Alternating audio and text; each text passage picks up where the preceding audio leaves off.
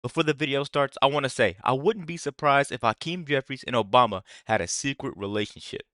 What do you guys think? Let's get right to the video. Ladies and gentlemen, Hakeem Jeffries is in the Epstein files. The newest batch of Epstein files that was just released revealed that back in 2013, Hakeem Jeffries reached out to Jeffrey Epstein to connect and raise money. And that would be 5 years after Jeffrey Epstein was first arrested for child trafficking. The Democrats' incessant pushing to release the Epstein files may turn out to be the biggest political backfire in history. As always, like the video and subscribe to the channel, guys. Smash the like button because this is massive. But let's start by hearing Representative James Comer reveal this information about Hakeem Jeffries and his ties to Jeffrey Epstein on the House floor. Colleagues' coordination with Epstein.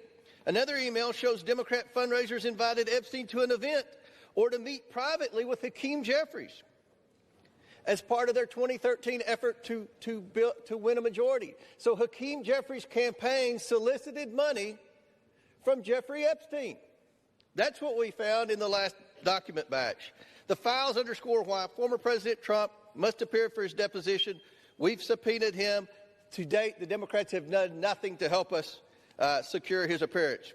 I support full transparency. The Oversight Committee will continue to work to get the truth to the American people and to get justice for the victims. That's our goal of this investigation. With that, I yield back. So really quick, guys, I'll tell you something my mom has always said to me. The loudest person in the room is usually the person that you don't trust. She's always said that. And looking at this guy, Hakeem Jeffries, he was saying, we want to stop the shutdown. We want to release the files. And the whole entire time, it's been a lie. The whole entire time, it's been a lie. I'm telling you guys, you tune into this video, man, because the way Donald Trump broke these people down, it's looking bad for the Democratic Party. I'm just saying. Like the video, make sure you leave a comment. Let's keep going. The gentleman yields back. Yeah, Mr. Speaker, we reserve. The gentleman reserves. The gentleman from Maryland is recognized.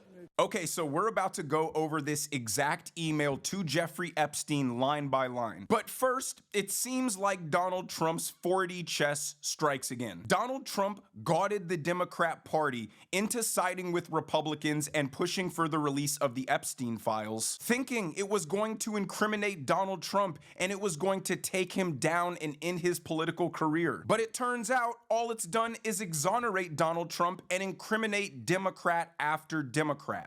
The White House has tried to release the Epstein files, and they were sealed by 3 separate judges. Ironically, all appointed by Democrats on 3 separate occasions. Check out who blocked this each time. This is actually amazing, folks. July 23rd, 2025, release blocked by Robin L. Rosenberg, the Southern District of Florida, appointed by Barack Obama in 2014. That's weird.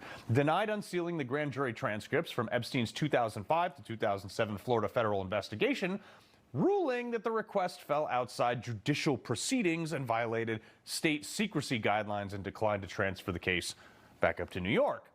August 11th, just a month later, 2025, blocked again by Paul A. Engelmeyer, Southern District of New York, rejecting unsealing of grand jury materials from Ghislaine Maxwell's case, stating that they contained no new information.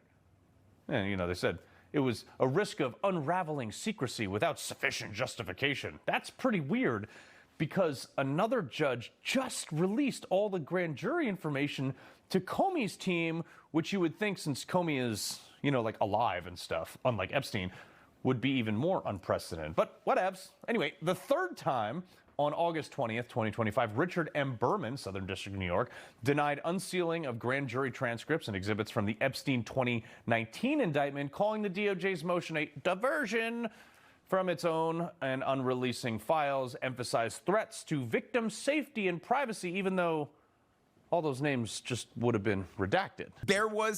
Listen here, guys. For the Democrats that got recommended my video, I'll say this. You can't deny Trump plays this political game like everybody's stuck in tutorial mode. Literally.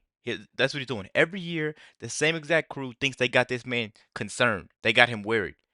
But they end up tripping over their exact move.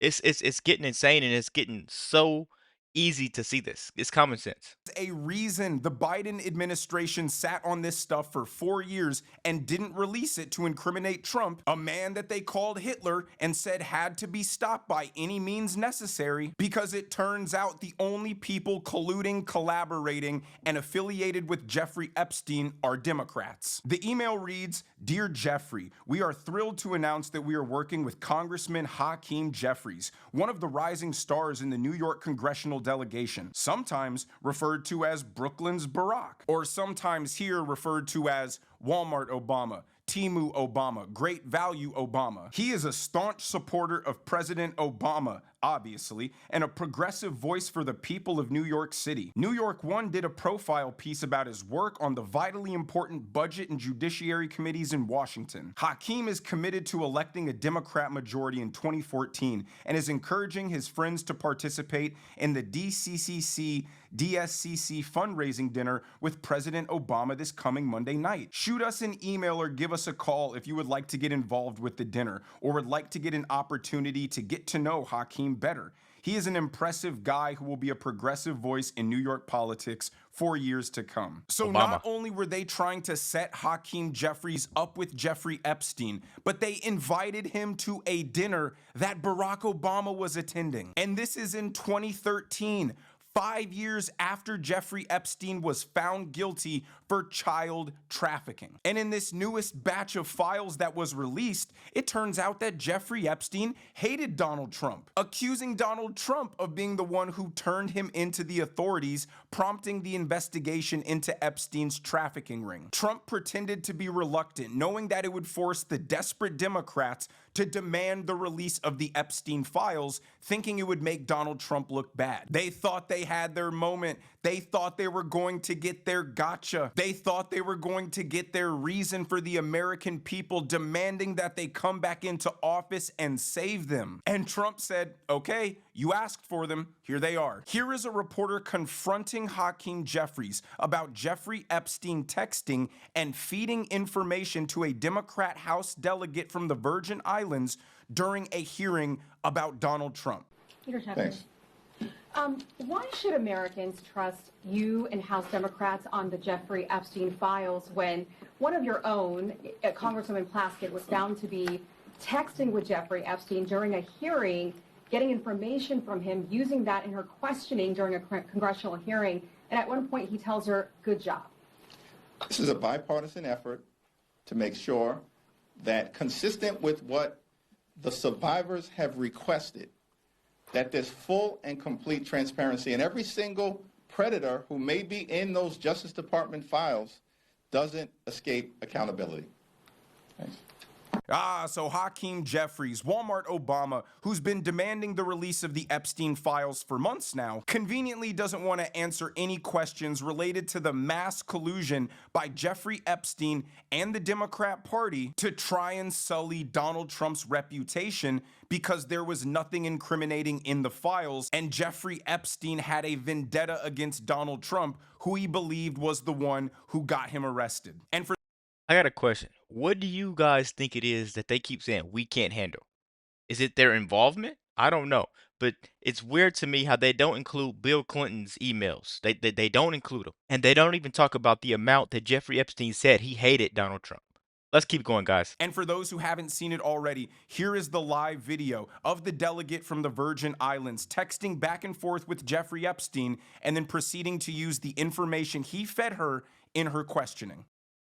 This was when Barack Obama was president of the United States. And while we were once driving through a struggling neighborhood in Chicago, he commented that only black people could live that way. Oh, wow. Attorney-client privilege, yes, I will turn it over. You, as my friend Mr. Meadows pointed out, misled this committee even today in a written submission that contradicted your testimony. You have suggested you are going to review that. Are you going to review it in our next break to correct the record, yes or no? Yes. Question, you helped out the president's campaign or were involved in the campaign as a representative, as a spokesman, even in your words today. It was your idea for the campaign dating back to 2011. Is that accurate, yes or no? Yes. Mr. Weisenberg and other individuals, Ms. Rona. Who are those individuals? Are they with the Trump organization? They are. Are there other people that we should be meeting with? So, Alan Weisselberg is the chief financial officer. Uh-huh. The You got to Trump quickly give us organization. as many names as you can so we can get to them. Yes, ma'am. Is Ms. Rona, what is Ms. Rona's position? Rona Graff is Mr. Trump's executive assistant. And would she be able to corroborate many of the statements that you've made here? Yes, her office is directly next to his, and she's involved in a lot that went on. So now we know why Hakeem Jeffries' eyes look so lifeless and empty. It's because there's no soul in there. Only a power-hungry, egotistical maniac who would willingly collaborate with a child predator if it helped secure him funding and influence. It's almost as if the timeline is as simple as Donald Trump was friends with Jeffrey Epstein in the 90s. And once Jeffrey and Ghislaine started siphoning girls from Mar-a-Lago to come work for Jeffrey Epstein, Donald Trump got frustrated, purely from a business standpoint. And then when he found out what Jeffrey Epstein was doing with the girls, he cut all ties with the man and reported him to the feds. Not only did this entire debacle vindicate and exonerate Donald Trump, but it came at the hands of the Democrat Party. Donald Trump manipulated them and weaponized the Democrats' hatred towards him to backfire in their face. Guys, isn't it just funny how every scandal has a timestamp connected to the same era? Is that bad luck or just bad leadership? One thing I'm starting to notice, sooner or later, every political game gets exposed, and some people just don't like the scoreboard. Be sure to like, comment, subscribe if you're new, and as always, let me know what you react to. Huge shout out to Brandon Lehman for the video.